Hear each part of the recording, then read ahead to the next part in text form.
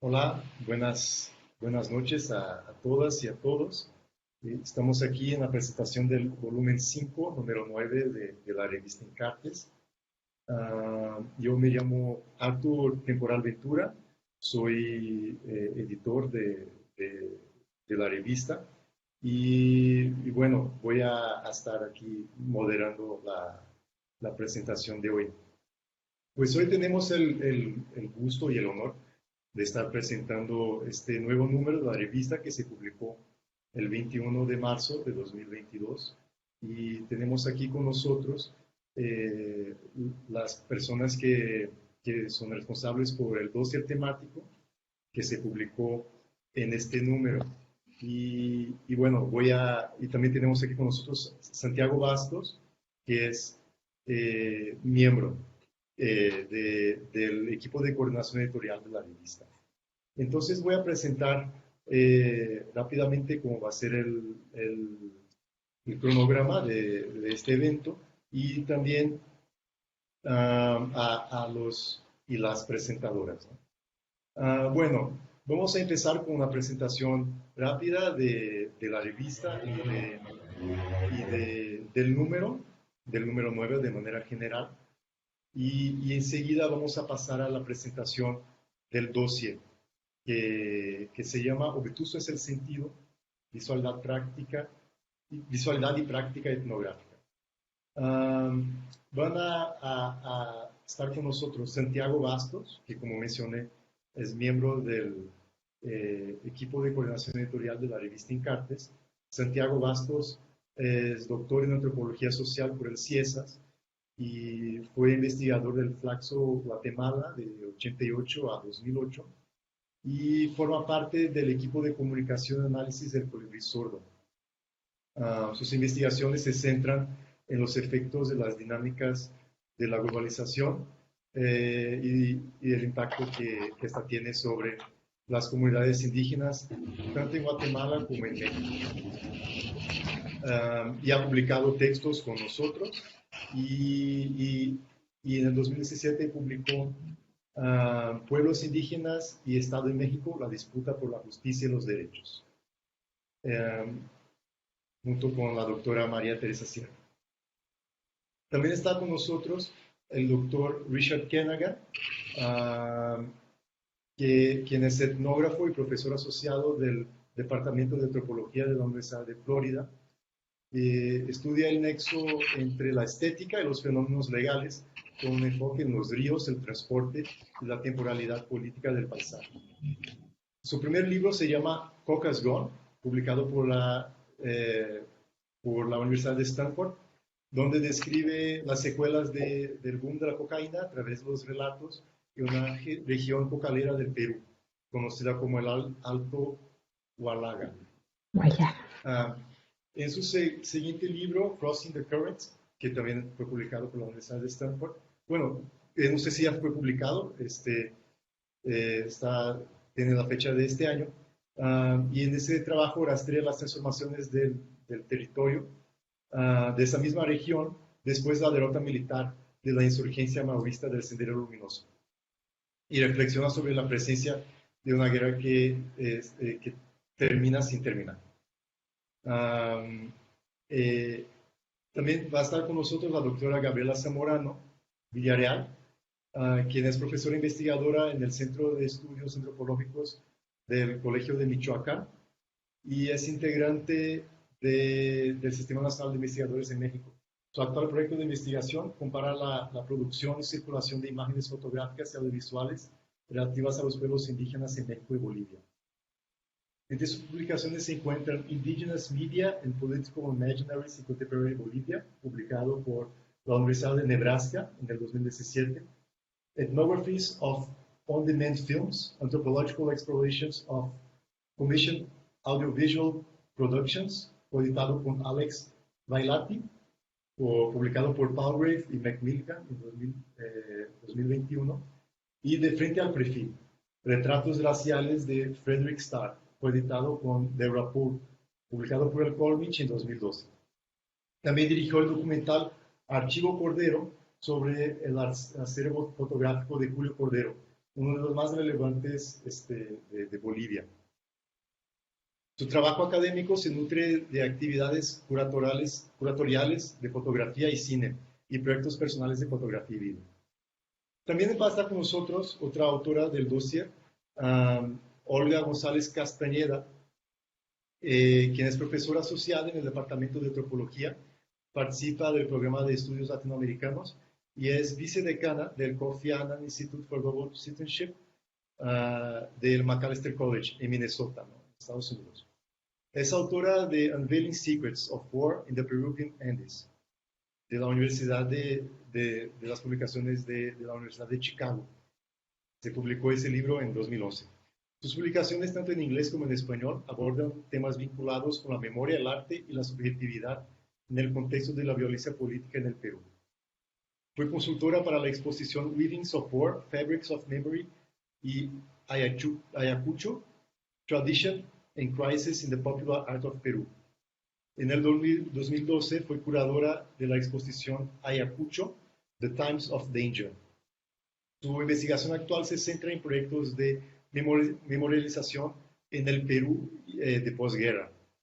Por último, va a estar con nosotros la doctora Sara Rosenthal, quien es doctora en antropología social por la Universidad de Nueva York y ha publicado artículos y capítulos sobre las relaciones sociales en torno al patrimonio, las colecciones y los museos en México. El libro que coeditó con Miruna Achim y Susan Diane Smith, Museum Matters, Making and Unmaking Mexico's National Collections, se publicó en el 2021 por la Universidad de Arizona. Codirigió con Jesse Lerner el largometraje La Piedra Ausente del 2013. Bueno, entonces en esta presentación, bueno, después que presentemos la revista y el número de manera general, vamos a pasar la palabra al doctor Richard Kernaghan y a la doctora Gabriela Zamorano, quienes van a presentar el dossier de manera general y van a hacer una presentación en su texto de introducción a este trabajo que va a ser de 10 minutos. Enseguida, cada autora y también el doctor Richard Kernaghan van a presentar cada uno de sus artículos por un tiempo de 8 minutos. Bueno, entonces voy a empezar presentando la revista, pero antes quisiera hacer una observación que la verdad estamos muy contentos en Encartes de haber publicado ese dossier coordinado por la doctora Gabriela Zamorano y el doctor Richard Kernaghan.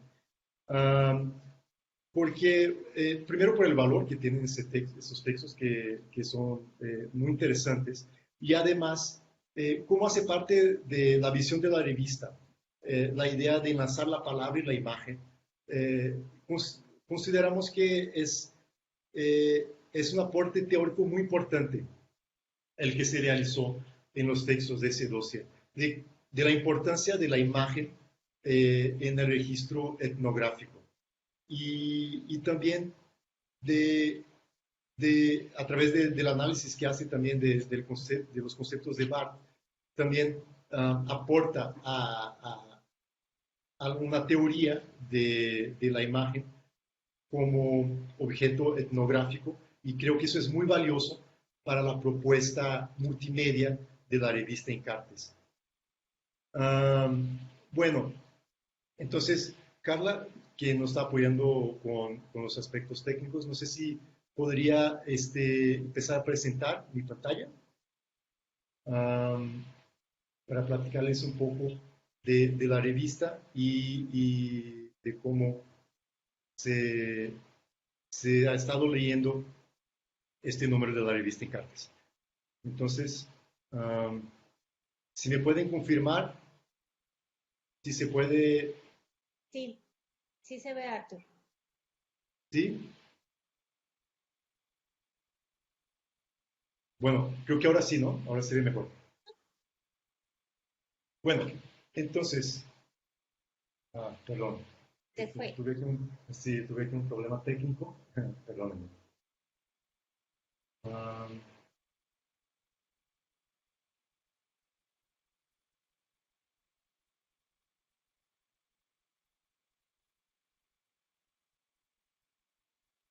Bueno, entonces, les platicaba de la revista. Arthur, Eh, perdona, se está viendo solamente tu escritorio, como sí, se movió la pantalla. sí, es que se cerró el Ah, programa. ajá, se está compartiendo todavía. Ah, ya, ok, perdón. Así es. Ahí está. Bueno, Este, entonces, quería platicarles de qué es la revista Encartes, ¿no? Es una revista digital y también multimedia en ciencias socioculturales. La primera publicación de Encartes fue en el 2018 y es una publicación semestral. Entonces, en marzo del 2021 publicamos el número 9 de esta revista. Es también un proyecto interinstitucional. Hoy en día colaboran el CIESAS, el COLEF, el ITESO y el COLSA. Y de hecho el COLSA se incorporó este año al proyecto y es un honor que, que ellos hayan decidido sumarse a este proyecto. Como les platicaba, la visión de la revista es poder enlazar la palabra y la imagen en los mismos textos que nosotros publicamos. Y no apenas eso, como también quisiéramos incorporar el sonido a este material, ¿no? A lo que nosotros publicamos. Entonces, nosotros hemos publicado en la sección de Encartes Multimedia documentales, y no apenas eso, como en algunos de nuestros artículos nosotros hemos incorporado archivos de vídeo y también archivos auditivos, ¿no? Entonces, se pueden escuchar, por ejemplo, las entrevistas que se realizan a, a, a, a los sujetos, ¿no?, que se estudian. También es un objetivo de la revista establecer un puente entre generaciones y es un gusto que desde el 2019 hemos logrado que la mayoría de las lectoras y los lectores de Encartes sean jóvenes de entre 30 y 18 años. Y la verdad es un gusto que este contenido de ciencias socioculturales esté llegando a un público más amplio. Y por último, también queremos hacer uso de las tecnologías contemporáneas, ¿no?, de la informática, que nos permiten justamente incorporar esos elementos multimedia a los artículos científicos. Entonces, como ya me extiendo un poco, quisiera terminar hablando de algunos datos, sobre todo de la recepción que ha tenido el número 9, ¿no?, que se publicó el 21 de marzo de 2022. Y ese es un número que tiene más de 100 archivos multimedia, ¿no? Muchos de ellos son las fotografías que están incorporadas en los artículos del dossier, algunas de las cuales vamos a ver en unos momentos. Y además de eso también tenemos archivos de vídeo y muchos archivos fotográficos, por ejemplo, en el ensayo fotográfico que se publicó del doctor Sandoval en la sección de Encartes Multimedia. También los archivos de texto de la revista Encartes en formato de PDF se han descargado más de 150 veces. Y los textos en el formato digital han tenido más de 2.500 visualizaciones. En total, el tiempo de lectura en línea ha sido de 194 horas de lectura, ¿no?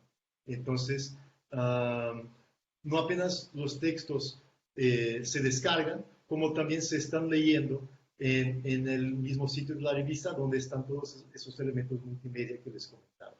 Bueno, ahora voy a pasar la palabra al doctor Santiago Bastos, si ojalá nos pueda platicar un poco del número 9, ¿no?, y además del 12.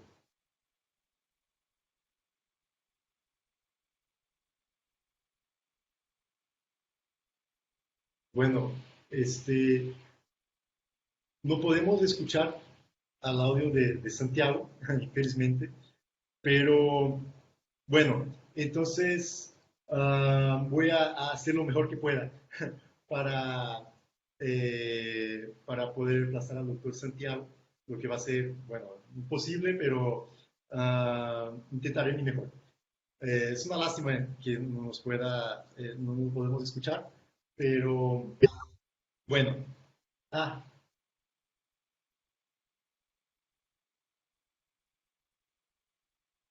no, seguimos sin poder escuchar.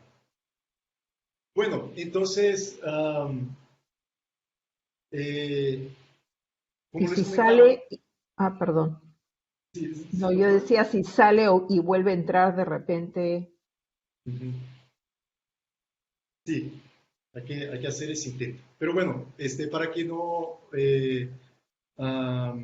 perdamos tiempo, voy presentando algunos textos de este número, ¿no? Como comenté, ah, las autoras y el autor del dossier van a comentar sus textos en específico, pero voy a platicarles de este número en general, ¿no? De los demás textos que publicamos. Empecemos con la sección de realidades socioculturales, que es una sección que publicamos en todos los números, que son artículos científicos que pueden o no tener aspectos multimedia y son textos que no tienen una temática central, ¿no? Entonces cada texto va a hablar de un aspecto diferente, con un tema diferente. Um, el primer texto de esa sección se llama Cristianismo postdenominacional y coronavirus, campo religioso e innovación en México y Estados Unidos. Está escrito por el doctor Carlos Ibarra y Edson Gómez, y en ese texto ellos analizan algunas iglesias postdenominacionales, tanto en México como en Estados Unidos, y cómo ellas han utilizado las redes sociales y el Internet para poder seguir con los cultos y lograr más fieles en el contexto del coronavirus, ¿no? En el 2020 y 2021. Enseguida tenemos el texto Conyugalidad, Género y Cuidado en la pareja en tiempos del COVID-19 en las áreas metropolitanas de Colima y Guadalajara, México. Este texto está escrito por la doctora Rocío Enríquez Rosas, Ana Josefina Cuevas Hernández y Ana Gabriela Castillo Sánchez. Y este texto analiza a través de una encuesta que se realizó en Guadalajara y en Colima de los efectos que el COVID-19 estaba teniendo sobre las parejas, sobre todo en el principio de la pandemia, cuando las parejas estaban confinadas en sus casas, ¿no? Entonces las autoras hicieron una encuesta en esas dos ciudades y hacen comparaciones de parejas en diferentes contextos, con diferentes, digamos, tiempo de relación, y de ahí sacan conclusiones muy interesantes para observar cómo la pandemia afectó a las relaciones interpersonales, ¿no? En ese tiempo. Por último, en esa sección de realidades tenemos el texto de Alberto Hernández Hernández, titulado Dinámicas del trabajo sexual en Tijuana, relatos etnográficos de la zona norte y la Coahuila. Y ese es un texto en que el doctor Alberto hace un recorrido etnográfico de las zonas de trabajo sexual en Tijuana y realiza entrevistas con muchas de las trabajadoras de esas zonas y además de ese trabajo etnográfico también incorpora a su texto una serie de mapas donde podemos encontrar la actividad del trabajo sexual en Tijuana y además también se incorpora un mapa que nos permite hacer un recorrido virtual a través de la Coahuila, ¿no? Que es una calle justamente muy importante para ese tipo de trabajo en esta zona de la ciudad. En la sección de encartes multimedia, que es una sección que también publicamos a cada número, y el objetivo de esta sección es publicar, publicar documentales, publicar ensayos fotográficos y ojalá en el futuro también podamos publicar podcasts, pero aquí el objetivo es tener un trabajo multimedia, sea audiovisual o fotográfico, o en un futuro también auditivo, y que este trabajo multimedia esté acompañado de un texto más tradicional que que contextualice, ¿no?, todo ese trabajo. Y en el número 9 nosotros publicamos este texto, Economía del Bazar en el Puente del Papa, Monterrey, escrito por el doctor Efraín Sandoval, y en que él realiza ese ensayo fotográfico en el Puente del Papa, donde se realiza lo que él denomina la economía del bazar, donde se venden muchos artículos de segunda mano y que en un contexto de consumo en masa muchas veces se queda sin utilizar, y aquí esos vendedores van a dar una segunda vida a una segunda o tercera vida, de hecho lo comenta, a esos productos. Y es muy interesante observar en ese texto cómo esos vendedores utilizan el espacio público para vender sus productos, y además el contraste que existe entre este tipo de comercio y el comercio que se realiza en, por ejemplo, un centro comercial de lujo cercano que está a ese puente. Entonces, los invito a consultar este ensayo fotográfico muy interesante publicado por el doctor Efraín Sandoval. Enseguida tenemos la sección de entrevistas, donde nosotros a cada número publicamos entrevistas en formato audiovisual o textual, y en el número 9 nosotros publicamos esa entrevista realizada al doctor Jorge Durán, que está en vídeo, disponible en YouTube, que se llama El migrante desarraigado, una depredación histórica. Esta es una entrevista realizada por la doctora Manuela Camus, que también hace parte del equipo editorial de la revista Encartes, y platica con ese investigador muy importante, ¿no?, para el estudio del fenómeno migratorio, sobre todo en México. Y bueno, platica de la situación de vulnerabilidad en que vive las y los migrantes que van a Estados Unidos, y que muchas veces tienen que reubicarse en México. También tenemos esa entrevista a Mark Poltok, realizada por José Antonio Abreu Colombri, titulada La derecha radical y las narrativas digitales transmediáticas en los Estados Unidos de América. Y en esta entrevista, Mark Poltok, que es un periodista que ha publicado muchos textos sobre la derecha radical en Estados Unidos, y ha también realizado algunos trabajos de investigación con esos grupos. Mark Poltok nos platica de la relación que existe entre los medios de comunicación y esos movimientos radicales de derecha en Estados Unidos. Y es interesante contrastar esa entrevista sobre este fenómeno de la derecha radical en Estados Unidos con la entrevista de Jorge Durán, en que platica del fenómeno migratorio, ¿no? Porque ahí tenemos como dos lados de un fenómeno que se desarrolla en América del Norte. En la sección de discrepancias, lo que nosotros proponemos es un debate, sobre todo con temas de contemporaneidad. Y en esa sección se invitan a investigadores para que contesten a una serie de preguntas realizadas por alguien que es invitado por la revista. Y bueno, en este número tenemos ese debate en torno al patrimonio cultural y la comercialización de expresiones colectivas. En este trabajo debaten Aura Cumes, Jesús Antonio Machuca, Sueli Cofes y Xochitl Zulueta. Y es un debate moderado. Las preguntas fueron preparadas por Rachel Barber. Y bueno, aquí en este trabajo, esas autoras y Jesús Antonio Machuca platican de la comercialización del patrimonio cultural indígena, sobre todo en América Latina. Y por ejemplo, se menciona y por eso están esas chanclas ahí. Se menciona el caso de una compañía muy conocida de calzados brasileñas llamada Havaianas, que utilizó estos patrones de diseño indígenas en sus productos y se debate justamente hasta qué punto ese tipo de prácticas pueden o no ser legítimas.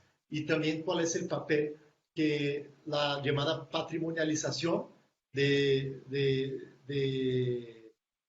esos productos culturales, como es un diseño, tiene sobre, o cuál es el impacto que la patrimonialización tiene sobre la cultura indígena, sobre todo en América Latina. Y por último tenemos la sección de reseñas críticas, en donde la revista Incartes propone a investigadores que realicen reseñas no apenas de libros, artículos científicos, como también de productos culturales, como son, en ese caso, vamos a ver un caso, de una serie de Netflix, pero también pueden ser películas o documentales o incluso intervenciones artísticas, por ejemplo. O también um, presentaciones de museo, ¿no? Intervenciones museísticas.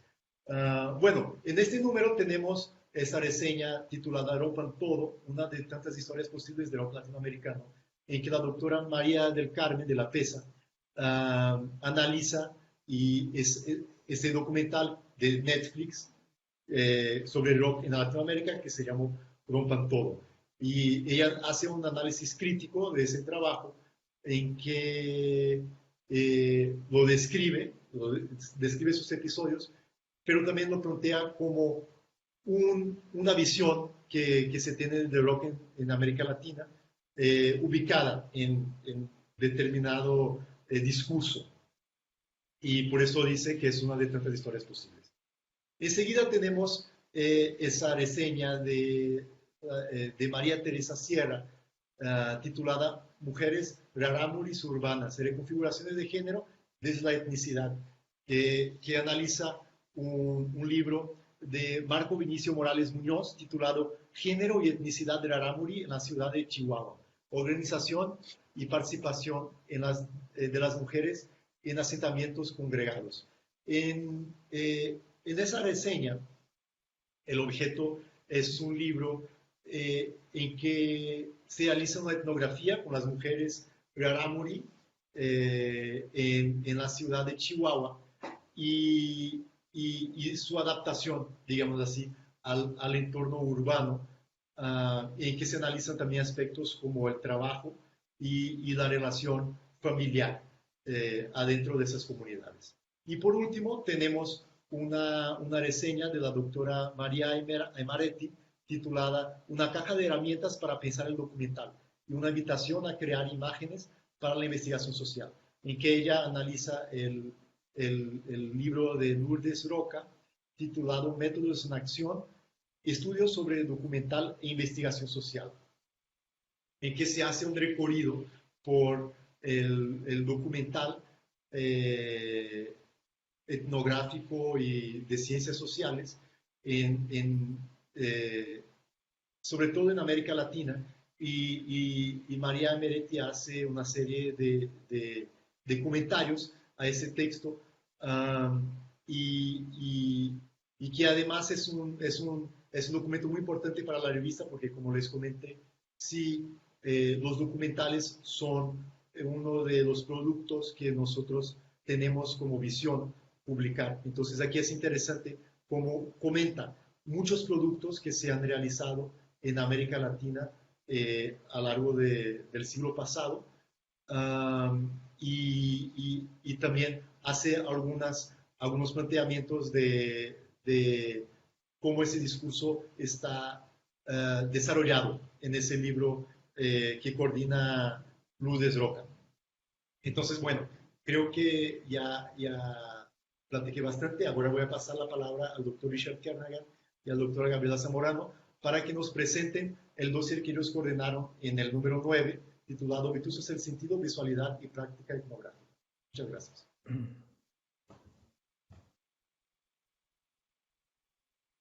Muchas gracias, Arthur.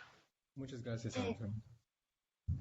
Yo quisiera empezar muy brevemente por agradecer, ¿no? Agradecer a René de la Torre, a Arthur Ventura y a todo el equipo editorial de Encartes, porque realmente fueron muy receptivos con un proyecto que es un poco distinto, ¿no? Sentimos, justamente por lo que decías, Arthur, de tratar de poner más en conversación más cercana, pues la etnografía la etnografía que implica también ejercicios de escritura etnográfica, descriptivos y reflexivos, pero que a veces son, digamos, formas de escritura un poco distintas a las que estamos acostumbrados en la academia, y ponerlo en diálogo con las imágenes de manera más general, ¿no? Entonces, pues estamos muy agradecidos por la recepción que tuvo el proyecto, la recepción que ustedes tuvieron, la acogida más bien, ¿no? Que tuvieron para publicarlo, y después pues todo el apoyo editorial en todo el proceso, ¿no? Todos estos intercambios que tomaron mucho tiempo, entonces, y que finalmente pues estamos bien contentos de que ya están ahí circulando, que hay tantas lecturas que nos acabas de mostrar. Uno como que se lanza la cosa y uno no se da cuenta mucho de qué está sucediendo, cómo se está recibiendo, y pues estos números que nos compartes nos dan alguna idea y nos dan mucho gusto, ¿no? Porque bueno, fue un proyecto que es de esos proyectos que se cocinan como a fuego lento, ¿no? Juntarnos a discutir en un panel, a armar un tallercito, y estar leyendo juntos, ¿no? Con Richard muchas lecturas para ir armando esta introducción que presentamos, y estar en sintonía, ¿no? Con los autores a pesar del tiempo que tome, ¿no? Es un proyecto de mucho tiempo, de cocinarse a fuego lento, y yo puedo decir a nivel personal que es uno de los proyectos que han sido más gratificantes y de los que más he aprendido, ¿no? En mi trabajo de investigación. Y pues para mí es un honor y un gran gusto, y creo que para todos nosotros, que esté circulando y que se haya concretado, que se haya materializado, digamos, en Encartes, ¿no? Que es un proyecto nuevo, que también como que está experimentando en esta cuestión multimedia, digital, buscando otro tipo de públicos y todo eso. Entonces, pues la verdad les agradecemos mucho, y bueno, vamos a comentar un poco sobre qué implicó este experimento, ¿no? Entonces le doy la palabra a Richard. Ya, bueno, muchas gracias. Gracias a Encartes, a Arthur, a René, a Santiago, a todo el equipo. Quisiera tomar esa palabra que mencionó Gabriela, de experimentar, que siento que hemos sentido bastante acogidos por la revista. Lo que hemos tratado de hacer es algo que, bueno, responde a lo que cada uno y uno de nosotros hemos visto y trabajado en nuestras distintas investigaciones. Lo que hemos tratado de hacer es realmente experimentar. Y hemos recibido una acogida de Encartes realmente abierto a eso. Y eso no ha sido nuestra experiencia común. Entonces, uno puede invertir bastante esfuerzo, pero si no hay eco, a veces es bastante difícil, ¿no? Entonces, la idea de trabajar sobre imagen tiene muchas fuentes en nuestro grupo. Gabriela y yo conversamos en Nueva York, creo que fue por el año 2006, por ahí, de que en algún momento debíamos hacer algo sobre imagen. Y muy aparte, y no tan aparte, Gabriela ha estado en mucha comunicación con Olga, en otros momentos también con Sandra, y yo también por mi parte. Entonces y hay además amistades por medio, ¿no? Entonces, el proyecto en sí comienza cuando casi 10 años se habían pasado, y Gabriela y yo finalmente ya encontramos un tiempo para comenzar a leer juntos. Y la idea al principio era el interés común en pensar la imagen. Gabriela, que tiene mucha más trayectoria en trabajar cuestiones de imágenes, de multimedias, conoce lo que es la literatura sobre la antropología de la imagen, también la antropología visual. Y yo pues me sentí, bueno, muy afortunado de poder conversar con ella. Y comenzamos leyendo textos bastante conocidos. Y comenzamos con Roland Barthes. Y sucede que en ese entonces yo estaba dando seminarios en la universidad sobre la escritura etnográfica. Y por casualidad en mi clase volví a leer después de varias veces de haberlo oído durante muchos años, Cámara Lúcida, y me sorprendió la cercanía que había entre lo que proponía Barth y lo que estábamos haciendo en la clase sobre la escritura etnográfica. Lo que pasaba con ese libro también es un proyecto bien personal, entonces sobre las fotos, es un trabajo después de toda una carrera de Barth que al final, una de sus últimas obras sobre la foto, pero es bastante sobre la muerte de su mamá y es bien personal. Y no sé por qué, pero cuál fue el detonante, pero Gabriel y yo pensamos, bueno, vamos a leer ese otro ensayo mucho más antiguo, uno de sus primeros ensayos sobre imágenes, o sea, que era sobre los fotogramas de las películas de Eisenstein. Y nos sorprendimos que hay bastante relación entre los dos textos, pero el concepto que desarrolla en ese texto, el ensayo que se llama El tercer sentido, el concepto del sentido obtuso es diferente que lo que se pondría sería el punctum, el concepto sobre el efecto que uno puede sentir al encontrarse con una foto que trabaja en cámara lúcida. Y lo interesante para nosotros del el sentido obtuso en parte era que Barth no está hablando de su persona, no está hablando de su propia biografía. Y cuando es un texto que sigue varios textos anteriores o dos textos anteriores importantes sobre imagen, donde él está tratando de encontrar desde su formación en la semiología distintos registros de lectura. Cómo se lee, cómo se interpreta una imagen. Una imagen creada a través de una forma de reproducción mecánica, ¿no? De la foto, sobre el cine. Entonces, tiene el primer capa, lo que él llama el primer sentido es algo que designa o provee el valor objetivo, lo que uno ve, la foto de un vaso y es un vaso. Nadie va a pensar que, no sé, es un dragón o no sé, es un árbol, no sé, es como algo que salta inmediatamente. Y otra capa es como lo que se podría connotar, que es el segundo registro, que pues sería todas las lecturas simbólicas que se podría hacer con un vaso. Y el tercer nivel de él encuentra en ese ensayo es otra cosa que no está dentro de lo que se puede captar fácilmente por el lenguaje. Dice que está más allá del lenguaje, incluso está más allá de la interpretación. No se deja describir. Es como en el borde del lenguaje. Y eso es lo que él llama el sentido obtuso. Entonces, él hace una cosa, en primer lugar, para nosotros fue fascinante volver a leer un ensayo que supuestamente era bien conocido. Entonces, hay muchos que se han escrito sobre este ensayo. Y por personas que tienen muchísima trayectoria y uno piensa que, bueno, no hay más nuevo para decir sobre ese ensayo. Lo que nos sorprendió fue al leerlo su énfasis en lo que es cosas materiales y como detalles que estorban la lectura. Entonces eso nos pareció otro eco a lo que es el trabajo de campo. Nosotros entendemos la etnografía, uno no se puede hacer desde lejos, o sea, de la misma manera, requiere ir a sitios, tener intercambios con sitios y con personas, y en base de eso lo que podríamos vagamente llamar experiencia se produce algo. Y ese tránsito de una experiencia a algo plasmado es realmente el desafío y también el encanto de etnografía, pero implica el problema de representación, que también uno encuentra los límites de la representación. Entonces, él está plasmado ese problema de los límites de la representación, pero también a la manera que nos apunta a cosas que están ahí materiales o han estado ahí materiales.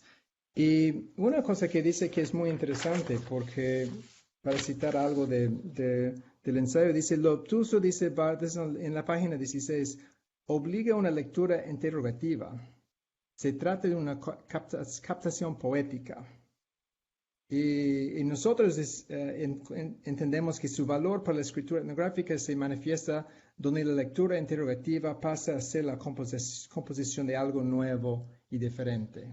Entonces, en vez de a contrario a la denotación digamos, de un vaso, es un vaso, es más bien frente a un encuentro empírico, uno no trata de solo redoblar lo que ya está, sino aparte de eso, captarlo de otra forma y crear algo nuevo. De ahí viene la palabra experimentar a la parte etnográfica. Uno no solo reporta lo que pasó, porque la idea es que, bueno, hubo un encuentro, pero no siempre se sabe en ese momento lo que pasó, sino con el tiempo y algo que tratamos de explicar en la introducción. Entendemos que la etnografía implica tiene sus propios ritmos, pero también está estructurado por distintos periodos temporales. Entonces, es un encuentro entre tiempos también, porque uno hace trabajo de campo, pero el trabajo de campo de repente no termina cuando uno va a otro sitio. Uno queda con las sensaciones, queda impactado, queda, como podríamos decirlo, entre comillas, imágenes. Y es en base a esos impactos que uno escribe o uno recuerda, decir, esa parte era importante. Hay que tal vez tratar de retornar a eso y elaborar algo en base de eso. Entonces, esos son algunos de los aspectos que encontramos, que para nosotros nos sorprendían, ¿no? Te paso ya un poco a Gabriela. Te paso ya, se llama... Gracias, Richard. Gracias por contar con detalle un poco la historia de este proyecto. Y bueno, Richard ya lo ha dicho casi todo. Yo lo que quisiera resaltar un poco es ¿por qué entonces este concepto del obtuso nos es útil para pensar en la práctica etnográfica y también para pensar cómo la práctica etnográfica no está desprendida de las imágenes, ¿no? El ejercicio de escribir, ¿no? Que es el proceso de composición etnográfica, no está despegado de las imágenes. Y con eso no nos referimos solamente a pensar en la antropología visual o en la antropología de las imágenes, sino pensar qué implica el momento de escritura en términos también de imagen, ¿no? Y por eso a mí me parece como muy rico que una de las contribuciones habla sobre sueños, ¿no? O sea, no son solamente imágenes físicas como las que yo estoy tan acostumbrada a trabajar, digamos, el audiovisual o la fotografía, sino que hay espacios y ambientes dentro de esos espacios que se perciben de cierta manera y que también implican imágenes. Hay sueños, ¿no? Con los que nos relacionamos mucho a partir de las imágenes. Hay recuerdos, ¿no? Y hay estos archivos que generamos los antropólogos a través de nuestras notas, de nuestros propios registros, y que van constituyendo también como archivos, los mismos archivos de la gente que nos comparte, y que tienen mucho de materialidad y de visual, ¿no? Entonces, nos interesa mucho pensar o digamos, apropiarnos un poco de este concepto del obtuso, que implica... Hay muchas maneras muy bonitas en que lo describe Barthes, en que lo define Barthes, porque es algo muy indefinible, ¿no? Pero que implica como cierta ruptura en la lectura, cierta interrupción de la lectura, pero sin subvertirla, sin resistirla totalmente, ¿no? Son como estos pequeños momentos que interrumpen la lectura, que nos hacen detenernos y mirar y abrirla a lo que estamos viendo de manera más literal, ¿no? Entonces, nos pareció como muy, muy productivo y muy inspirador pensar en esos momentos, en ese concepto del obtuso, en esas formas de leer nuestros materiales etnográficos y nuestros propios procesos creativos desde la etnografía, para ir más, para sí tomarnos muy en serio la descripción, pero ir más allá de la descripción, ¿no? Escribir, y muchos de nuestros ensayos están basados en descripciones, ¿no? Descripciones de imágenes, pero a partir de ahí, esta descripción apunta, se detiene a observar lo que nos inquieta, lo que nos genera preguntas, y eso nos hace confiar como en este sentido obtuso que nos ayuda a abrir la lectura a otras posibilidades, ¿no? Y es lo mismo que sucede cuando trabajamos con archivos desde la etnografía y cuando trabajamos pues con todos estos ejemplos y mundos empíricos que abordamos ya en nuestros ensayos en concreto. Entonces, nos pareció como muy rico repensar a Barthes desde la práctica etnográfica y ponerlo en conversación con el mundo de lo visual, que incluye estas imágenes que se comprenden desde la antropología visual, pero que amplía la imagen a incluso las imágenes que describimos, o sea, las imágenes que creamos a través de la escritura, ¿no? Más o menos esa ha sido la idea. Y pues fue súper interesante entrar en todo este mundo como, si ven ustedes la introducción puede ser un poco teórica, ¿no? Un diálogo teórico y un poco abstracto, pero que buscamos que esté muy anclado en lo empírico, porque lo etnográfico es empírico. Entonces fue muy interesante, para nosotros muy rico, trabajar como toda esta discusión teórica y al mismo tiempo trabajar en nuestros ensayos, pues ya como casos etnográficos particulares que nos permitieran aterrizar y repensar este concepto ya como en nuestros propios estudios etnográficos, ¿no? Entonces, bueno, yo creo que, no sé si Santiago quiera decir algo porque tenía estos problemas con el audio, o tal vez después si quieres comentar algo, pero podemos, ajá, otra vez no te oímos. Ay, qué pena. Sí, lo siento. Bueno, entonces pues hasta aquí yo dejaría, bueno, nada más marcar estas secciones que referimos en la introducción y que se refieren a formas de pensar o de aterrizar lo obtuso también en la práctica etnográfica, ¿no? Una se llama textura y opacidad, que se refiere mucho como a la materialidad de las imágenes, ¿no? O a la materialidad de estos procesos que involucran al obtuso. El otro se refiere se titula Anclajes y Denotaciones, y ahí es este detenimiento a pensar en cómo la imagen y lo visual se ancla en lo indéxico, ¿no? En algo que sí ha sucedido y que por lo tanto, cómo se le ha atribuido constantemente este peso legal a la imagen, ¿no? La imagen sí denota y tomarnos en serio este poder, digamos, descriptivo y indéxico de la imagen, para después abrirlo a otras lecturas, ¿no? A otras posibilidades. En otra sección hablamos del encuentro y de la lectura, que tiene que ver con esto que mencionaba Richard, que todo trabajo etnográfico implica encuentros con las personas con las que trabajamos, encuentros con nuestros materiales de campo, encuentros con preguntas al momento de describir, ¿no? Y diferentes formas de lectura. Y terminamos con una sección que se refiere a los dos tipos de acento que implica el obtuso. Uno, este acento como muy reiterativo de recordarnos que hay algo ahí, y al mismo tiempo otro acento que insiste en algo nuevo, y en esto nos referimos como a estas posibilidades distintas de lectura, ¿no? Entonces, bueno, no sé si Richard quieras agregar algo sobre la introducción, sino, y ya para después pasar a las intervenciones más puntuales sobre los casos. Creo que podemos pasar ya a la introducción de los otros textos, ¿no? Ya. Entonces, bueno, creo que, si bien recuerdo, el orden era primero Olga, Arthur.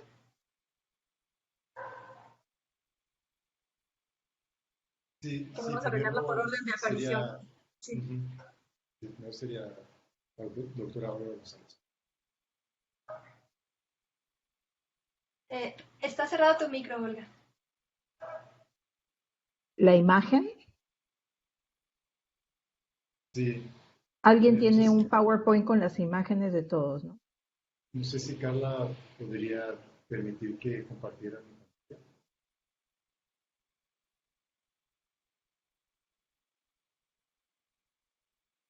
Hazlo normal, Arthur. Comparte como normalmente compartes.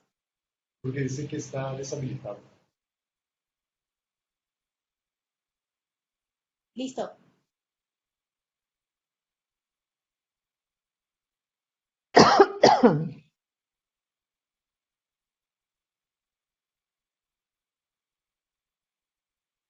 ¿Listo? ¿Y ya lo pueden ver? Ya, perfecto. ¿Me escuchan, no? Ok, bueno, el texto mío se titula Imágenes sin sentido aparente en el lugar de la memoria, la tolerancia y la inclusión social. Antes de entrar en a la conversación más específica de las imágenes que ven en la pantalla, de pronto a enmarcar un poco en qué contexto salen estas imágenes, ¿no? Esto es el resultado de un trabajo de investigación que continúa, ¿no? Pero que empieza en el año 2010, un poco siguiendo mi interés en temas de memorialización, pero en este caso en el contexto de posguerra en el Perú, que para aquellos que no están familiarizados con el contexto de la violencia en el Perú, es en el contexto de lo que la Comisión de la Verdad y Reconciliación llamó el conflicto interno armado, que fue desde el año 1980 hasta el 2000, y que fue producto de la lucha armada que Sendero Luminoso, el Partido Maoísta Sendero Luminoso, le declara al Estado peruano. No tengo tiempo para entrar en especificidades, pero el momento en el cual yo empiezo a hacer trabajo de investigación en lo que en ese momento se llamaba básicamente el lugar de la memoria es en el año 2010, en el contexto de un museo en construcción. Todavía no había museo, no había muestra permanente, no estaba abierta al público, y me acerco, entro al museo por primera vez con los que en ese momento estaban realizando una segunda propuesta museográfica. Y es un museo vacío, es decir, es un espacio vacío, pero una de las primeras cosas que uno ve en este museo en construcción, el muro ya está hecho, ¿no? El muro es una de las primeras cosas que está hecha y ya está la construcción del edificio, pero bueno, no hay nada, sin contenido alguno. Cuando voy ahí, esto es el año 2010, era básicamente arquitectura, ¿no? Y en realidad mi trabajo de investigación no se centraba en el museo en términos arquitectónicos, pero en el contexto de este museo en construcción y vacío, lo que hago es, tengo un encuentro con la arquitectura, ¿no? Y entonces, en ese sentido, el trabajo etnográfico, voy viendo, ¿no?, que los inicios de ese trabajo etnográfico no empiezan necesariamente con conversaciones en el estilo, digamos, más tradicional de pensar, bueno, se trata de observación participante dentro del museo con visitantes al museo, sino es encuentros y conversaciones de otro tipo con la arquitectura del lugar, ¿no? Entonces son estos detalles arquitectónicos los que primero me impactan, pero no tengo claridad en ese momento con respecto a qué exactamente es lo que estoy registrando.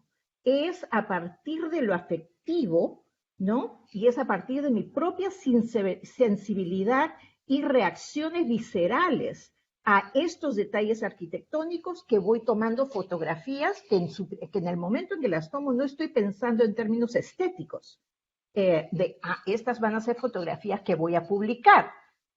Tampoco estoy pensando en términos, o sea, en términos documentales y de archivo. Los voy tomando y casi como reacción a emociones, ¿no? A olores, a ruidos, a sonidos, ¿no?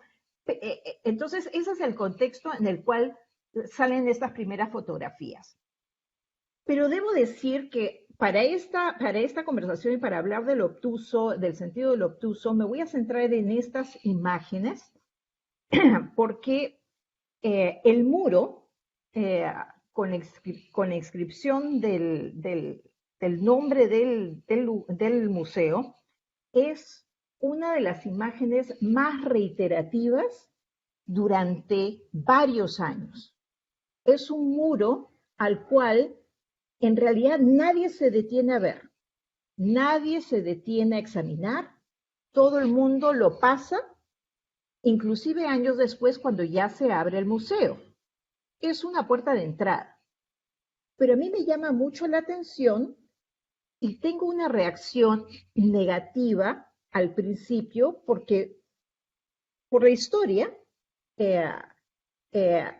ya en el muro comienzo a ver, bueno, está el lugar de la memoria, que fue el primer nombre que se le dio.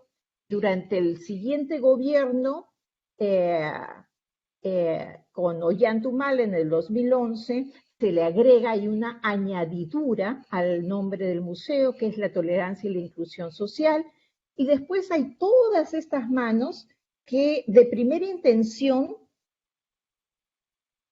me parecían trilladas, despertaban una cierta sospecha en mí, me incomodaban, me fastidiaban, me parecían aburridas, y era por el aspecto obvio de la imagen, ¿no? Es decir, la asociación de manos asociadas a solidaridad, a todos estamos juntos, a una memoria colectiva, ¿no? A la inclusión, a la tolerancia.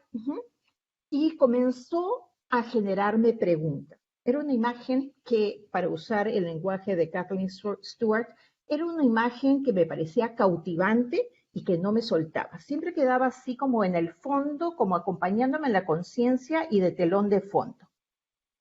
Entonces comienzan, cada vez que iba al museo, paraba frente al muro, casi de manera ritualística, para ver qué cosa era lo que me fastidiaba tanto y se veía algo diferente en términos de mis reacciones. Veo que las manos, que yo inicialmente veía como si fueran el resultado de un artificio, de un sello que se hubiese usado, ¿no?, para plasmar manos, eran diferentes, habían diferentes presiones, diferentes intensidades con las manos, ¿no? Entonces dije, no, bueno, estas parecen manos, pero serán manos hechas por una persona, por varias personas, finalmente, ¿por qué personas o con qué tipo de sello? ¿Qué hay detrás de las manos y de este muro que no me suelta? Que no me suelta. 3 años después, como digo, esta imagen me acompaña. 3 años después, conozco al arquitecto y le pregunto por el muro. Y al preguntarle sobre el muro, me dice cuál es la historia detrás de las manos. Y la historia detrás de las manos es una historia de exclusión. Es una historia en la cuales las manos, la idea era de convocar tanto a trabajadores como a los VIPs, los Very Important People, para que en un acto ritual juntos crearan como una memoria del presente, que registrara el presente, que era la construcción del lugar de la memoria. Pero los organizadores del evento, que se suponía que iba a ser común, decidieron que los VIPs requerían de un evento y los trabajadores, los obreros, de otra. El arquitecto, al enterarse de esto, dice no. Y en lugar los excluye a los VIPs y termina haciendo y plasmando solamente las manos de los trabajadores en el muro del lugar de la memoria, la tolerancia y la inclusión social. Entonces son este tipo de, y a eso, y por eso es que lo identifiqué como una imagen sin sentido aparente, porque no era el sentido de lo obvio lo que era importante, sino era justamente este concepto del sentido del obtuso, de lo que no estaba, de lo que era perceptible, pero no era describible en la imagen, lo que me jalaba. Y es así que es un concepto que me ayuda también a trabajar metodológicamente con esto que Avery Gordon le llama hunting, ¿no? Que es tratar de escribir no acerca de lo que hay, de lo que se ve, sino justamente acerca de lo inobservado, acerca de lo ausente, acerca de lo opaco. Entonces, esa es un poco, digamos, la historia que está detrás y cómo estos conceptos me van ayudando a entender, a experimentar con maneras de entender lo que estaba yo etnográficamente y metodológicamente viviendo, ¿no?, en el transcurso de los años. Y esta es una de las imágenes nomás, ¿no? No quiero tomar tampoco tantísimo tiempo porque sé que tenemos como 20 minutos y 3 ponencias más. Pero en todo caso, ese es un ejemplo de lo que a mí me parecía importante en términos de cómo el sentido del obtuso a mí me ayudó a poder ir más allá. Entonces, finalmente, cuando escribo acerca de esta imagen, no estoy escribiendo acerca de lo obvio. Lo obvio es lo que sale, lo que me impacta y lo que me invita a seguir experimentando, ¿no? A seguir preguntándome, a seguir mirando a través del tiempo y no soltar la imagen, ¿no? Es como una obsesión ya prácticamente.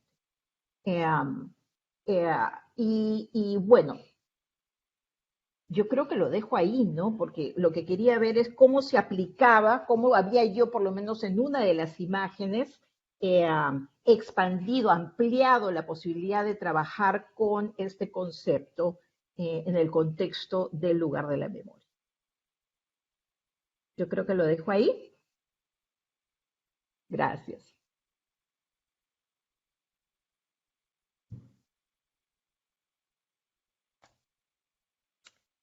Bueno, ahora me toca a mí. Gracias a todos. Es un honor poder estar acá y poder compartir trabajo que uno ha hecho, ¿no? Este ensayo se llama El Trueno Lejano, imágenes que persisten en el río Huallaga. También es una zona en el Perú, el río Huallaga es una tributaria del río Amazonas. Está en la parte central al este, al este de los Andes. Es una zona que se llama alta, o sea, una selva alta. Pues hay cerros, hay altura, en declive siempre hacia los llanos. Es una zona donde estaba también muy afectado por la guerra interna de la cual ya habló Olga. Y trabajando ahí, creo que Olga estaría de acuerdo que el conflicto dependía mucho del lugar. Y precisamente el proyecto del Museo Nacional trata de mostrar que hay algo compartido. Y de alguna manera sí, pero hay tantas facetas y resulta haber bastantes guerras. Y en este lugar que se vinculó con lo que era la economía de la cocaína en los años 70, 80, este valle proveía la mayor parte de la cocaína, la pasta básica para los carteles de Medellín y Cali. La mayor parte de todo el producto bruto de la cocaína salía de este valle. Entonces, el conflicto tenía otro matiz, estaba muy ligado a relaciones internacionales. La DEA, los Estados Unidos tomó mucho interés, aquí era su sector sobre la guerra contra las drogas más fuerte de repente en los años 80. Y el conflicto duró más tiempo que en otras partes del país. Y donde ya no hay presencia militar de Sendero Luminoso, que era el grupo que realmente tomó control del campo, pero otra facción de senderos sí sigue por la zona de Ayacucho, en la selva, y también muy ligado al narcotráfico. Entonces, son cosas muy complejas. Mi primer trabajo era a partir de mediados de los 90 y sí he vuelto a ese lugar durante muchos años porque sentí que tanto había pasado ahí que muy poco se circulaba a nivel nacional sobre la historia de esa zona. Pero lo que contaban las personas eran cosas increíbles, relatos que no realmente ni escuchaba. Entonces mi primer trabajo era sobre relatos, lo que personas contaban de lo que pasaba, lo que yo experimenté en mi propio trabajo de campo, que era mucho de atmósfera. Uno sentía donde uno podría ir y donde uno no podría ir. La cuestión de territorio muy fuerte. Y después de trabajar mucho tiempo con esos relatos, me di cuenta que muy poco había visto el paisaje. Yo regresaba a ese trabajo de campo, de repente estoy en Lima, estás en la selva, qué bonita es la selva. Y yo me dijo, "No, yo nunca me he fijado en la belleza de la selva cuando estoy ahí, es que casi tengo mi mirada hacia abajo. Y me junto con personas, pero en lugares bien apartados, no públicos, ¿no? Para conversar. Y me di cuenta que realmente no estaba viendo el lugar de esa manera, ¿no? Y seguía volviendo y cambiaba el ambiente, ya no había conflicto militar, la misma tensión bajaba y se podría andar con una cámara fotográfica. Y se podía sacar fotos sin problema. Entonces, la foto volvió algo novedoso. Y además podía fijarme en el paisaje. Entonces, este ensayo es como parte también, no entra en mi libro, es parte del nuevo libro, pero es parte del mismo proyecto, para realmente ver qué es sacar fotos y de ahí cómo pensar la fotografía como parte del trabajo de campo. Ah, Gabriela ya mencionó de que el trabajo de campo implica no solo fotos, pero otros tipos de imágenes. Y yo me encontré con ese problema porque durante mis primeros trabajos siempre hablaba de que, bueno, esos relatos, pero llevan imágenes que son tan fuertes. Y me di cuenta que lo que decidí escribir era sobre las imágenes que sentía que los relatos me transmitían. Pero dime qué con el problema, es que ¿qué es lo que realmente estoy captando de los relatos? ¿Son imágenes o son otra cosa? ¿Es un impacto? ¿Qué es? Entonces, ¿qué es una imagen? Era una pregunta para mí y comencé a leer teorías sobre imagen y me di cuenta de algunos, como ¿cómo se llama? Bill Mitchell, por ejemplo, tiene un ensayo ¿qué es la imagen? Y realmente queda claro que la imagen es muchas cosas para distintos grupos, distintos campos. Entonces, ese ensayo creo que es mi intento más serio de tratar de pensar, bueno, hay varias imágenes, hay una multitud de imágenes, y durante un tiempo, creo que en la primera versión hablaba de tipos de imagen, pero me quedé como muy insatisfecho con la noción de clasificar las imágenes. Y me quedé en la palabra manifestación. Manifiesta algo. Eso puedo decir, pero ubicarlo en su categoría me parecía no de todo acertado. Entonces, lo que sí me pareció muy importante y lo que ya ha hablado Olga y también Gabriela, es como oficio de los etnógrafos y etnógrafas es describir. Y al describir algo, a veces aparece, o sea, como esta foto, yo comienzo el ensayo describiendo esa foto y tomo mi entrada es decir, bueno, veo ciertas cosas y voy a nombrarlas, colores, formas, después voy a entrelazar otras palabras. Entonces, ¿cómo pensar la foto a través con las palabras? En otros casos, creo que si se puede pasar a la segunda imagen, creo que me envié esa, hay otra imagen, ya, es esa. Solo quiero mostrar, por ejemplo, la atención a cómo describir la foto. Eso es lo que yo voy aprendiendo. No digo que ya llego sabiendo, pero en la práctica. Esa es en la página 73, solo unas líneas que quiero leer. De esta foto 4, son reflejos y intercambios dentro de la composición que capto primero. Ahí veo ángulos de movimiento que se cruzan y hacen eco. Veo las poses paralelas de dos hombres, uno más joven que el otro, vueltos hacia el río, mientras que el otro hombre, por una ruta que se traza en medio y desde una dirección opuesta, hace desembarcar un motocarro. Veo tablas colocadas para superar el intervalo que existe entre proa y tierra arenosa. Veo campos de color y un amarillo especialmente intenso, lo cual me lleva a la extrema nitidez de las arrugas en la tela del polo. Huellas del movimiento y esfuerzo físico que saltan justo al lado fuera del enfoque, nebuloso como el cielo del brazo derecho y la tangana, ese es ese palo, que agarra saliendo del encuadre. Me pregunto, sin las sombras y espesores de las materias que presenta, ¿esta foto tendría semejante impacto? De las personas, la foto solo da al lado de exteriores que se giran hacia la cámara. La foto no revela nada de lo que yace debajo. La vida interior de cada persona es una región opaca que otros no pueden penetrar. Y uno de los puntos que sale de ese trabajo con nosotros es pensar, hay algo que está en la foto, pero también hay otras cosas que están ahí que no aparecen. Y muchas veces se habla de lo que está fuera del cuadro, pero no se habla de lo que está debajo de lo que sí se ve. Entonces, hay cosas que están ahí, pero nos olvidamos de esas cosas. Partes de la descripción te obliga a tomar más tiempo. No, yo en mi caso personal es muy difícil describir una foto, no es como algo, yo lo hago, toma horas y toma este tiempo. Ah, para cerrar, solo quería mencionar de ese ensayo sobre el río, pero la práctica de cruzar el río, que son gente que trabaja en lo que se llama el vado. Entonces, ese viene de una balsa que esté llegando para recoger pasajeros. Y lo más obvio es que uno llega al río, tiene que cruzar y no hay puente.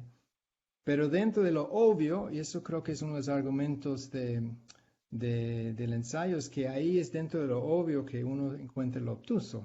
Hay otros sentidos y se esconden dentro y a veces detrás, incluso al lado de las cosas obvias. Y hay que correr más con lo obvio para encontrar lo obtuso.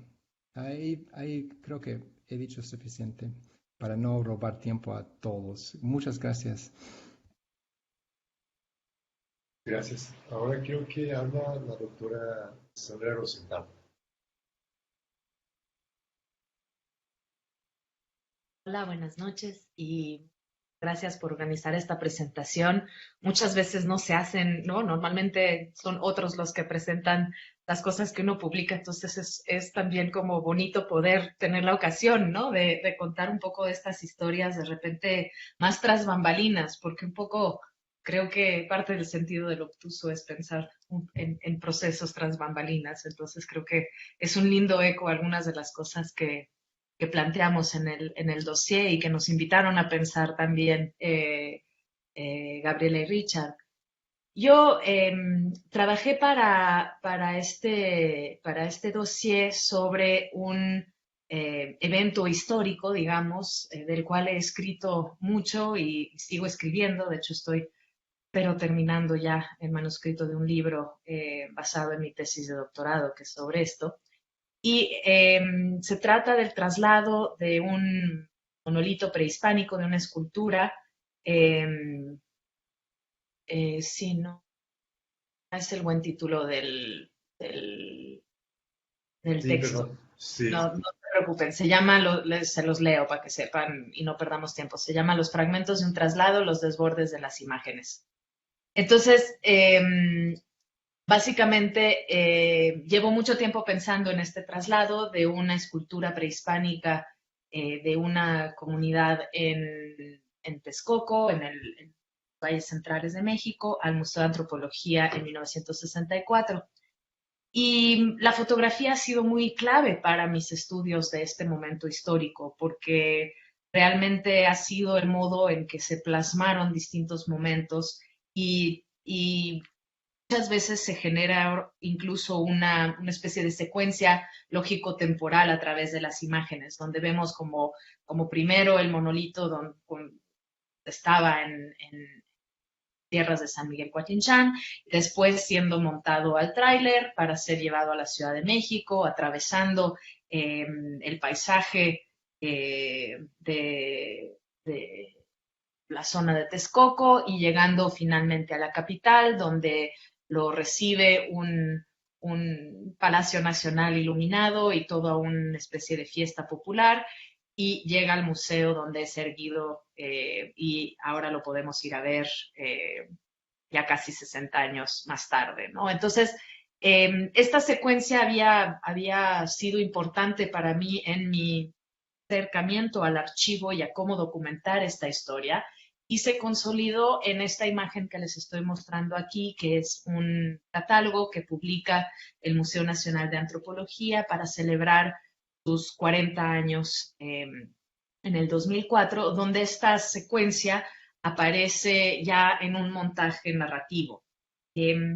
Entonces, a mí lo que más yo había leído mucho a Barthes, más bien en términos del punctum y cámara lúcida, no conocía, o por lo menos no recordaba bien el el texto sobre el sentido del obtuso. Y Gabriela y Richard empezaron a pensar en esto y a organizar paneles, muchos paneles, donde nos invitaron a pensar, a leer juntos el ensayo y a trabajarlo. Y en ese sentido también es un dossier muy raro porque muchas veces se invita gente que hace un poco de chile de dulce y de manteca y se junta. En este caso realmente surgió este texto y esta investigación y esta reflexión de un diálogo activo con todos los que están aquí presentes, y creo que es el caso de todos nosotros, y creo que se nota en el dossier, no solo porque nos citamos unos a otros, sino porque se ve que estamos de alguna manera pensando esto juntos a través de muchos años. Fueron realmente paneles que fueron nutriéndose unos a otros en distintos eventos académicos, en distintas latitudes. Fue realmente una experiencia muy rica. Y a mí me hizo regresar a estas imágenes que de muchos modos fueron el origen de mi interés en esta historia, ¿no? Estas imágenes casi surreales, ¿no? De un monolito prehispánico moviéndose en un tráiler enorme en un paisaje árido del Valle de México. Y en esta secuencia empecé a pensar en qué tipo de desbordes hay. Primero porque en la antropología visual ha habido un interés grande, ¿no? En pensar en qué está fuera del encuadre, ¿no? Qué prácticas, qué procesos, qué relaciones podemos ver en una imagen que de repente no es visible, pero que se puede sentir, que se puede intuir, que se puede incluso investigar a través de ciertos elementos que sí están presentes, aunque de alguna forma no lo están. Esta especie de tensión de presencia-ausencia en el encuadre. Y por otro lado, me interesó mucho cómo Barthes está planteando en este ensayo sobre el obtuso la cuestión de la interrupción, ¿no? Él se centra en el estilo de las películas de Eisenstein para pensar en esta interrupción, esta posibilidad de fijar durante un segundo una secuencia en movimiento. Y me pareció interesante pensar en esta secuencia, en este montaje que hace el Museo Nacional de Antropología de su propia historia, a partir de una serie de imágenes colocadas como una especie de cronología con un principio, un medio y un final, ¿no? Hay como un desenlace narrativo que ocurre en las imágenes, y pensarlo un poco como si fueran una serie de stills o una serie de imágenes que estaban fijando un transcurso temporal que de repente no estaba ahí. Y en el texto de Barthes hay otro elemento que también me hizo, me detonó, usando un poco los términos de Barthes, una reflexión en torno a lo que podría querer decir algo que él dice un poco como de paso, ¿no? Que este sentido obtuso, uno llega a este sentido a través de la escucha, ¿no? De escuchar a la imagen, ¿no? De verla. Descolocando un poco nuestra relación con la imagen como algo que justamente se ve y que se percibe a través de un sentido muy particular, nos está invitando a escuchar a la imagen. Y ahí yo, también a través de la práctica etnográfica y de su atención a la escucha, no solo a la escucha de lo que la gente dice, sino cómo lo dice, con qué tono, en qué situación, en qué circunstancia, como todas estas, todos estos matices, todas estas texturas que tratamos de captar en la etnografía, ¿no? Solemos no escribir simplemente lo que la gente dice, sino tratar de darle este carácter como multisensorial a la experiencia de lo que se está diciendo. Empecé a pensar en mi propia práctica etnográfica y cómo yo empecé a usar estas imágenes de los archivos que iba encontrando conforme estaba haciendo la investigación histórica, llevándolas a Huatinchán, donde estaban las personas que habían ya sea vivido esto en carne propia o escuchado esta historia de sus papás o de sus abuelos, y confrontando estas imágenes y estas secuencias, estos momentos donde se fijaba esta historia, con los modos no solo en los que se recordaba esto en cuestión de otro tipo de imagen, un poco regresando a lo que decía Richard, ¿no? La imagen no necesariamente es la foto o incluso un dibujo o algo visual. Una imagen puede ser muchas otras cosas, ¿no? Muchas otras formas en las que se plasma la experiencia de manera muy vívida. Entonces, empecé a usar estas imágenes que encontraba en archivos y a analizar cómo la gente reaccionaba a ellas, las empezaba a reutilizar en sus propios ámbitos y también qué otras imágenes existían en la comunidad, tanto imágenes fotográficas como imágenes de repente sensoriales que circulaban a través de la oralidad y cómo mostraban otros elementos, otros fragmentos de esta historia que simplemente habían sido recortados por la secuencia y que la interrumpían, ¿no? Que la interrumpían con momentos de tremenda violencia, que la interrumpían con enjambres afectivos muy poderosos.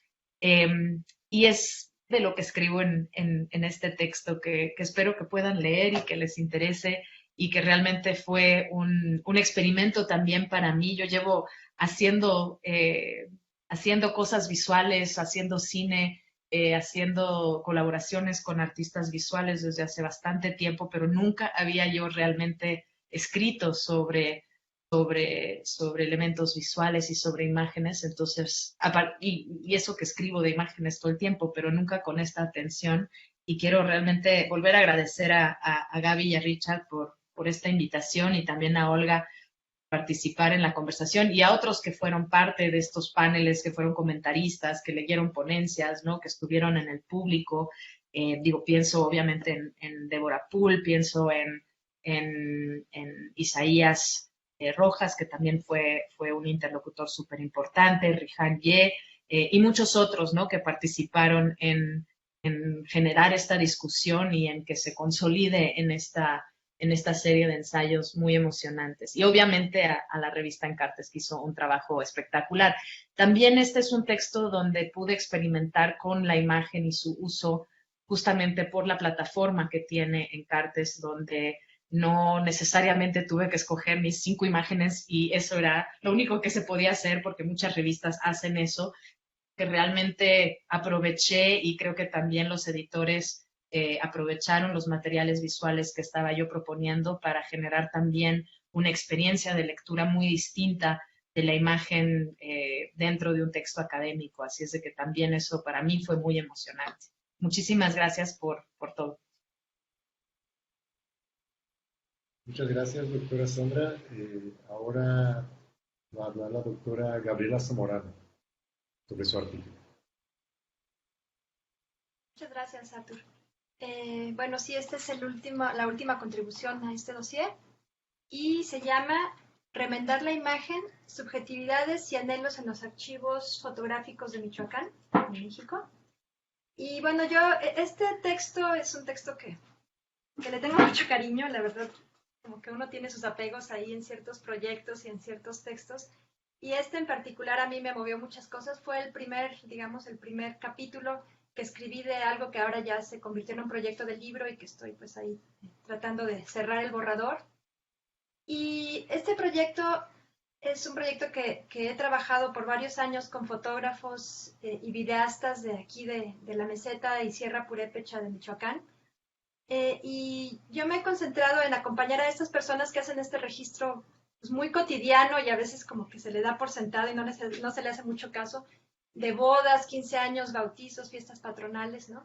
Y que tienen tremendos archivos fotográficos y de video y que en realidad están creando una memoria visual muy importante en estos pueblos y son archivos que pues a veces no se les pone mucha atención, ¿no? Porque no son los grandes archivos patrimoniales, no sé, de los antropólogos o así, ¿no? Y que sin embargo pues tienen mucha riqueza. Entonces he hecho una etnografía con un grupo de fotógrafos y fotógrafas videastas que tienen sus estudios en la región y he acompañado un poco, pues los he entrevistado, he acompañado un poco sus prácticas, he documentado sus oficios, la trayectoria de sus oficios, cómo empezaron a trabajar y todo esto. Y pues viendo sus archivos con ellos, viendo su trabajo, algo que me brincó de inmediato fue la manera, los montajes que ellos hacen, ¿no? Son 2 técnicas que yo analizo en este texto, que es el montaje y el fotomontaje. Perdón, me voy a poner aquí el tiempo para que no me no me pase mucho, el montaje y el fotoensamble, ¿no? El montaje consiste en, todos lo conocemos porque se practica en todos los lugares del mundo, en nuestros árboles familiares también tenemos seguramente ese tipo de imágenes. El montaje es pues cuando se pone a unas personas sobre un fondo. Por ejemplo, yo me pongo con mi marido en un fondo en París, ficticio, digamos, y pues ahí pongo la foto en la sala de mi casa, ¿no? Entonces son fondos ficticios en ciudades grandes, en fin, en lugares en los que no está la gente en ese momento. Y por otro lado, está esta práctica que es muy común aquí en Michoacán por el tema de la migración, de juntar personas, ¿no? Juntar personas que están separadas y ponerlas en una misma imagen. Y a mí, pues, estas prácticas me cautivaron mucho, me emocionaron mucho porque pues me empecé a preguntar qué hay detrás de estos ejercicios y de esto que la gente solicita. Y pues lo que yo encontré, y es un poco por eso el título del texto, es que son como prácticas de remendar, ¿no? De remendar nuestras historias, nuestros deseos, de sublimarlas también, ¿no? Y entonces les voy a leer un fragmentito en el que más o menos explico a qué me refiero con esto de el fotomontaje como remiendo. Dice, el fotomontaje constituye un artificio clave para desafiar la cualidad indicial de la imagen fotográfica, lo cual hace posible su transición al terreno de lo ficticio o imaginario.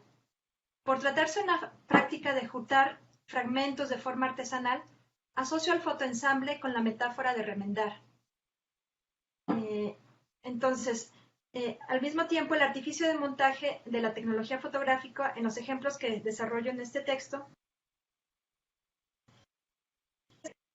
funcionalidad, ¿no? En este contexto, el remiendo puede entenderse también como una cicatriz, una huella y marca visible, material del proceso de reparación, una forma de juntar fragmentos que ya no pueden actualizarse en el mismo plano espacio-temporal. Y esto es, les cuento brevemente, también les leo la descripción de este par de imágenes que muestro aquí. Como ven, mucha de mi reflexión en torno al concepto del obtuso también se relaciona con elementos que han mencionado mis colegas como el artificio, la superficie, ¿no? Lo superficial de la imagen y la profundidad, el juego del artificio que implica casi cualquier realización de imágenes, ¿no? Entonces, bueno, les leo brevemente lo que escribí. También para mí, describir las imágenes fue un punto de partida para empezar a dialogar con ellas, ¿no? Y entonces, les cuento en especial de esta imagen que están viendo. De este retrato, Luis Roberto, el fotógrafo que me lo mostró, Luis Roberto cuenta que llegó el mismo señor que aparece en la foto, pero ya entrado en sus 85 años. Pidió el ensamble a partir de 2 retratos reglamentarios o de identidad, ambos en blanco y negro. El de ella aún preserva tinta de algún sello oficial. Aunque la imagen es armónica en su conjunto, quizá los rasgos que apuntan hacia un sentido obtuso sean las miradas. ¿Qué es en ellas lo que revela que las personas no se tomaron la foto al mismo tiempo? La de él mira de frente a la cámara en un gesto neutro común en los retratos de identidad, pero la de ella, quizá por no responder a la cámara, parece fugarse a un espacio o tiempo indeterminado que raras veces la compañía permite. Fuera de estos detalles evidentes en la imagen misma, el proceso de montaje revela otros aspectos afectivos, por ejemplo, la necesidad de producir y colorear un recuerdo a partir de retratos que, con su sobriedad en blanco y negro, fueron producidos originalmente más bien por obligación burocrática, pero son quizá ahora uno de los pocos registros visuales que se hicieron de estas personas y que, por ende, les permiten unirse artificiosamente en esta imagen medio siglo después, ¿no? Entonces, lo que yo encuentro son estas formas de, estos juegos, estos malabares que hacen los fotógrafos regionales para atender a las solicitudes de personas que llegan y dicen, mira, mi hijo lleva 10 años en Estados Unidos, no puedo conseguir una imagen de él, pero quiero esta fotografía donde nos juntes a todos. O esta práctica que es muy común y que a mí me conmueve muchísimo, de estas fotografías obituarias donde ponen a la persona que murió en un paisaje con ángeles o en un paisaje de la región, Entonces son estos juegos realmente como estos trucos y estos desafíos a la insistencia indéxica de la imagen de esto fue y esto ha sido, para casi que desafiarla y decir, esto también puede ser, ¿no? Con estos juegos de telones y de fantasía, ¿no? Y de aspiración.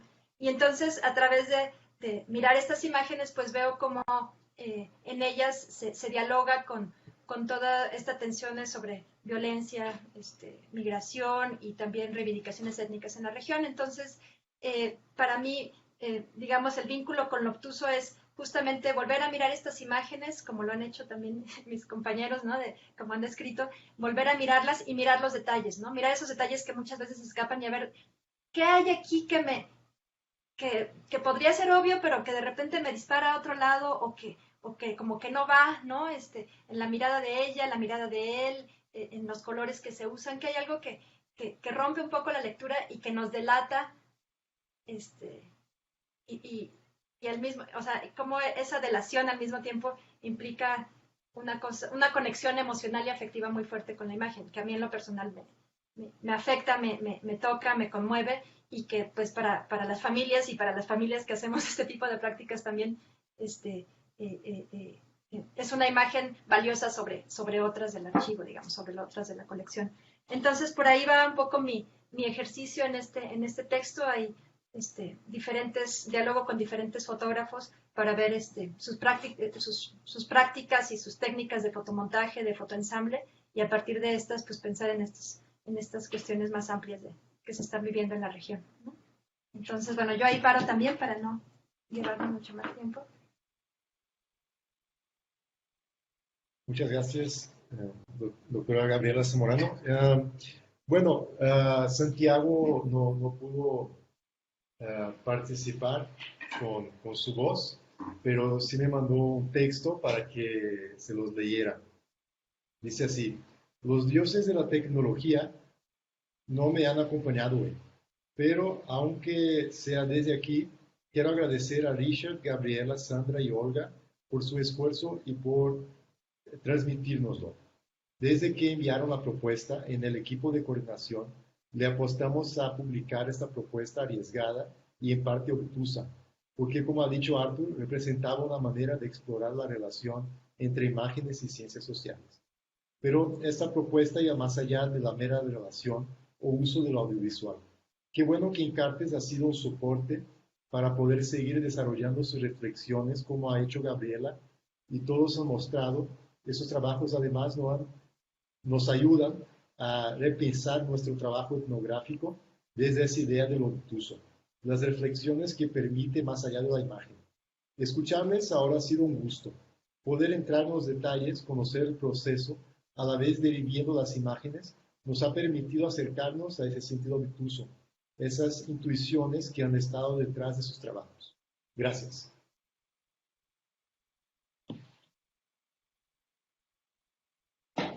Gracias, Santiago. Qué bueno oírte a través de tu texto, porque yo me quedé muy frustrada de no escuchar tu voz, de verte ahí. Bueno, estas cuestiones de la tecnología, ¿no? Sí, pero sí, y estoy completamente de acuerdo con Santiago. Y estoy viendo, bueno, Carla Figueroa, que nos está apoyando con la parte técnica, me está mandando los comentarios de Facebook. Nos dicen buen trabajo, nos mandan saludos, Rocío Enríquez, que ya ha sido autora también de ese número, dice felicidades por este nuevo número y calidad de los trabajos. Y bueno, también las personas que dicen que trabajan con antropología auditiva y sonoridades y nos felicitan.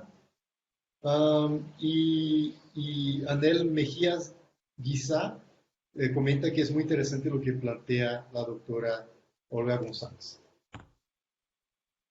Entonces, bueno, muchas felicitaciones, pero no hay dudas. No sé si alguien quisiera hacer algún comentario o algún cuestionamiento antes de que nos fuéramos. Yo solamente quiero reiterar los agradecimientos y agradecer profundamente por haber apostado al dossier y hacer camino, ¿no? Al andar. Así que gracias a todos y gracias a mis compañeros así por la colaboración, porque he aprendido muchísimo. Pues muchas gracias, doctora Aurora. Pues ha sido un aprendizaje mutuo. Y bueno, y también pues quisiera agradecerles por la disposición para participar de este evento, también por haber enviado su propuesta de dossier a la revista. Como comenté, sí, fue un reto, ¿no? Y algo muy interesante para la revista de haberlo publicado. Bueno, también quisiera, ya de un punto de vista más personal, agradecer como la paciencia que tuvieron conmigo como editor y aquí como presentador. Tal vez no estaba tan preparado, sobre todo por las cuestiones técnicas, pero de todas formas, bueno, agradezco mucho su participación a cada una y cada uno de ustedes y ojalá quieran seguir colaborando con la revista Encartes en el futuro. Bueno, nosotros encantados y para reiterar los agradecimientos. Realmente el trato ha sido siempre muy cálido, muy amigable, muy abierto. Yo siempre un gusto estar en comunicación contigo, Arthur. Y Santiago, te agradezco por las palabras que has escrito y los sentimientos. Y realmente para nosotros ha sido una experiencia genial de trabajar con Encartes y también de participar ahora en la presentación. Y reitero también lo que dice Sandra, que muchas veces no hay esas oportunidades para difundir el trabajo y realmente es un gusto. Muchísimas gracias.